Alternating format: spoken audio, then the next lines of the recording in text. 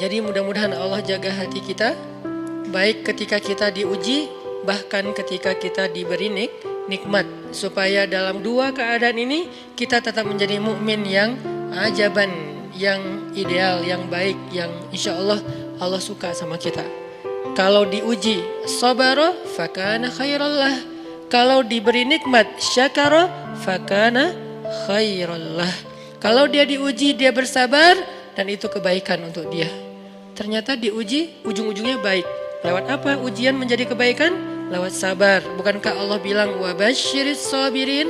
Sampaikan berita gembira kepada orang yang sabar. Ada banyak kebaikan yang Allah sediakan untuk orang yang sabar kalau dia sabar.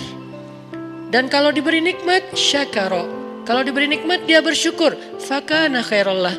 Kenapa nikmat kok menjadi kebaikan? Maksudnya dengan dia bersyukur Allah tambahkan kebaikan itu.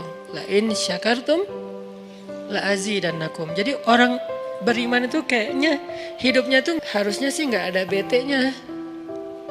Hidupnya tuh nggak ada istilah, aduh hari ini gue kayak rugi banget nih. Nggak ada orang yang beriman rugi. Kan hidup kita tuh di antara dua itu kan. Cuman varian ujian itu aja macam-macam. Varian ujian itu misalnya kalau di surat Al-Baqarah Allah menyebutkan 3 varian ujian kan. Ba'sa, dharra, zulzilu. Ujian fisik, ujian harta.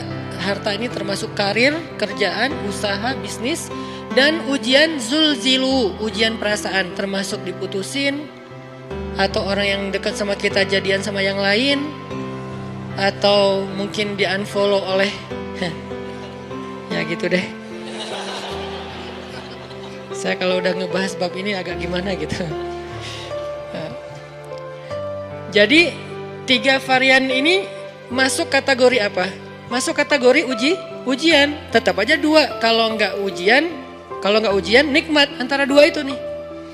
In asabathu sarra syakara wa in asabathu dharra sabara. Udah gitu aja. Dan nanti bahkan sampai ayatnya gini.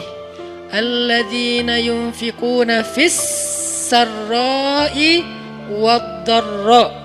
Orang yang tetap beramal soleh lewat hartanya dalam keadaan dia berkelebihan atau dalam keadaan dia kekurangan. Itu mukmin, keren banget gitu. Dia tuh nggak pernah kehilangan kesempatan berbuat baik.